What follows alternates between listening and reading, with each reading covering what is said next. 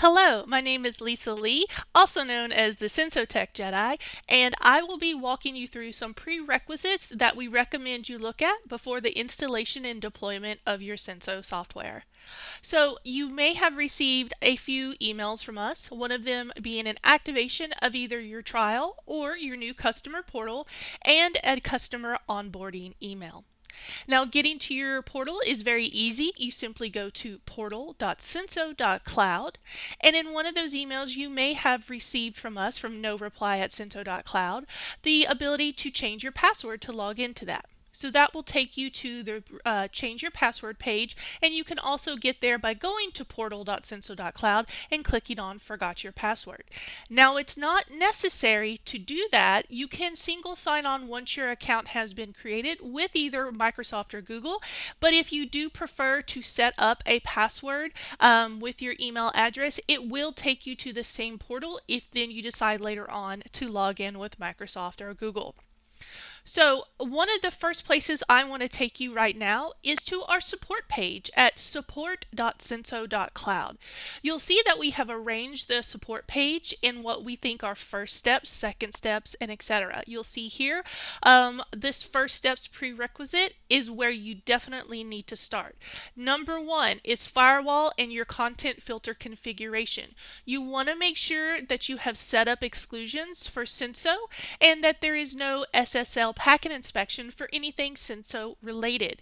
You'll see in here that we've made this chart very easy for you to find the exclusions that you need to add in and any port configurations that you may need to add in as well. I will bring your attention down here to this bottom chart that there are different IP addresses associated with our international customers, and there are separate IP addresses for our North America customers. So just be aware of those settings here, that you will definitely want to look at your firewall first before you start the Senso deployment. Then there are other articles in here that you may want to look at as far as antivirus configuration.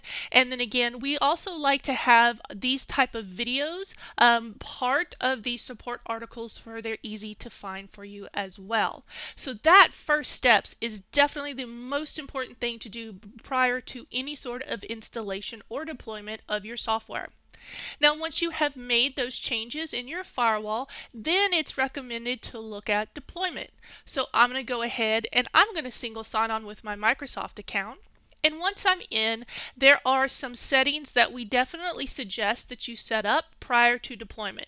It helps because once you have these settings already done in your Senso portal and you start pushing the client or extension out to your Windows or Chrome devices, that they'll automatically sort themselves where they need to go.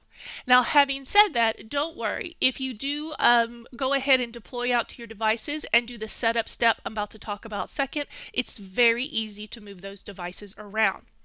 Now you'll see here in this first area, this is going to be your groups area. You'll notice that most of when you first start, you may not have an integration there unless you set up an integration before deployment. That right at the top here will be your tenancy. That is the name of your entire district or company, your tenancy name right there at the top. And then below that, especially with new customers, you will have a singular site. It will be most likely the same name as your tenancy. Now, you cannot change this on your own, this top tenancy name here, but if you find that you would like to change it, just reach out to your dedicated support person and we'll make that change for you from our side. Now, adding sites is easy. That is something that you can do. Now, think of sites as deployment containers, organizational units, if you will. Sites can be buildings, admin, elementary building, high school, etc. They can also be groups of devices, your student group, sandboxed away from your teacher group, sandboxed away from your superintendent administrative groups.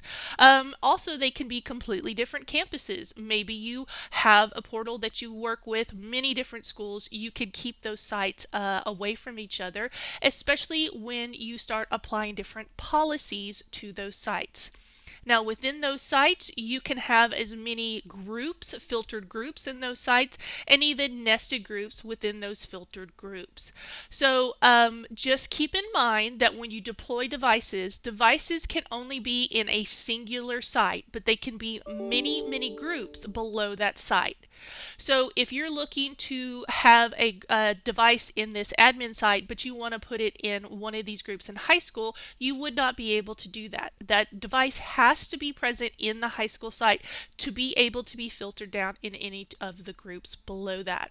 Okay, so let's quickly, I'm just going to introduce deployment to you because we have a different video series for that. And again, I'm always going to reference you right back to this support.senso.cloud page. This is a wonderful repository of information for you that has these great step-by-step KB articles that also have screenshots in them, and a lot of them have embedded videos to show you how to do a lot of the different things you're going to be setting up within your Senso portal. Okay, the gear. There are two sides to Senso. You have this front portal, the home portal, the main portal, and then if you click on the gear, that's going to open up a tab and take you into the admin center. The admin center for your Senso portal is where you do your device deployment, keep up with your device numbers, and you do some of the back-end settings. As far as setting up your integrations, we do offer an asset manager and a service desk add-on. If you're interested in that, we highly suggest you reach out to your sales representative for more information. If you have any sort of extra logging for Microsoft Teams, this is where all of those settings are going to be. Now, again, I'm just touching on deployment because that's going to be something in a separate video and also in separate articles for you. But when you're looking for that information and it's going to reference where your downloads are, there are your downloads for your Windows client. Right here, I don't want to click on it because it has my license information in it, but if you click on it, you'll see your license information and the number of licenses that you have in your package. And then also, let's go back up here to sites because that's what we were talking about earlier. Now you see these sites here correlate to the sites that I have here in my main Senso portal. So if I want to add a site, I would click the Add Sites and I would go through the steps in that article about how to add a site. It is very important for you to have an assignment key. If you see in our documentation and in your preferred deployment method, whether it be PDQ, SCCM, Intune, Active Directory, there are many different ways to do this deployment, even manually. You can even create a custom MSI that contains this information. Again, we have articles about all of that on support.senso.cloud. This is maybe referenced as a site ID. That is the same thing. Assignment key and site ID mean the same thing. So you would want to give this an assignment key, and it's just a character string between 2 and 16 characters that let your devices know once they have the client deployed to them and they show up in your portal that they need to organize themselves into your sites. Once they have organized themselves into your sites, that's when you can take it a step further and look at group creation. Again, I'm just going to touch on this because further and more in-depth information, you got it, is on support.senso.cloud. So you can add a group, and once you've added that group, you will have options for filtering it from the site level, everything from device name down to domain. We give you lots of information here about how you can filter those devices from your site, from your container. Think about it like that. This is a container of all your devices, and then this filter is going to go up and pick just the ones that you want in these groups based off of your filter choices. Your relationship can either be like or not like, and keep in mind your term. Think of this like, for example, we'll use device name. If I had a high school lab of devices I want to put in this group, and I had a naming convention that was hs-lab.01, hs-lab.02, I would not have to create a filter for each of those. I would simply come in and say hs-lab percentage sign. That's the wildcard here. So keep in mind that the wildcard within here is going to be that percentage sign. Okay. So that is going to be the start of your deployment. So you have your sites, you have your groups ready to go, then you're ready for deployment. That's when you'll start referencing those articles to look at your preferred deployment method, whether it be through Google Admin for your Chromebooks or through those other methods that I spoke about earlier, the PDQ, the SCCM, etc., about how to go ahead and deploy it out to those devices. Once it has been deployed to those devices, they will start to populate here. I will give you an estimate. Chromebooks will populate very, very quickly, but your Windows devices, and this is only the first time they make that connection. After that, they will connect almost as soon as they come online. It can take up to 10 minutes for it to make that connection. It's really based off of network speeds and reaching out to our cloud-based servers, and if any firewall changes have not been made yet, that could be interfering with it downloading the module information. So once it's here, you'll need to make sure it's assigned to a site, especially your Windows devices. Now your Chromebooks have a configuration file. Again, reference the article about that. We have great support articles about all the different steps you need for deployment. Those will automatically sort themselves into the site based off a configuration file. But your Windows devices, if you don't put a site ID in there, they can be set to none. You'll notice this right here in the dashboard area. If you have any devices after deployment that are sitting in this unassigned area here, they will not show in your main portal until you assign them to a site. They have to be assigned to a site for them to appear in this front portal. So if you come into your admin center and go to your dashboard and you see any unassigned devices here, you will need to look at your deployment method to see if you have not included that site ID or manually assign them to the site they need to go to. If you go over your license count, any devices go past the number of licenses you have purchased will again sort themselves into that unassigned area until you have licenses available to deploy to them. If you have devices that you're doing a lot of re-imaging on or end of life that we're removing from your inventory, we suggest going to Manage Devices and running this cleanup tool. This cleanup tool right here will allow you to remove any duplicated named devices or devices that haven't connected in a certain amount of time. This will then remove those devices from your inventory here and put your licenses back into your pool for deployment.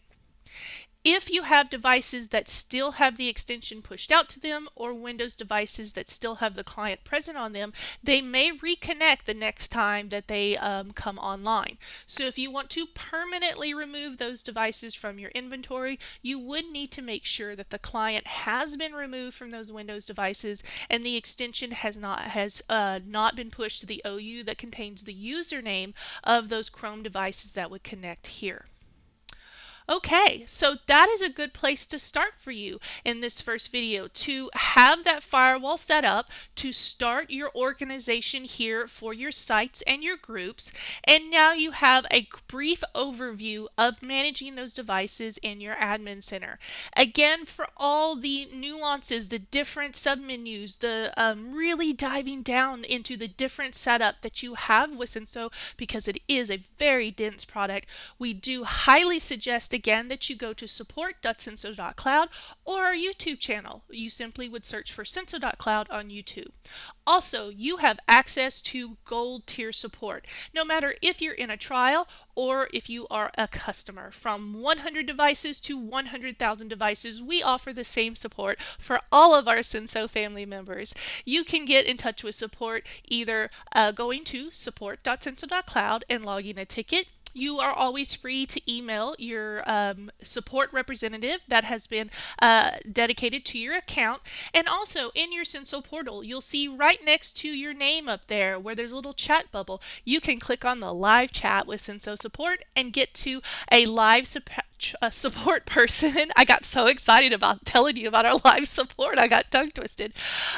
Get in touch with our live support team during our office hours. In the UK, the office hours are 8 to 5 Monday through Friday, and in the US, in our Texas office, our office hours are Monday through Friday, 8 to 4 Central Time. All right, guys, I am so excited that you have decided to become part of the Senso family, and I hope that you will reference our other articles for going further. Have a great day, and I'll see you in the next video. Bye.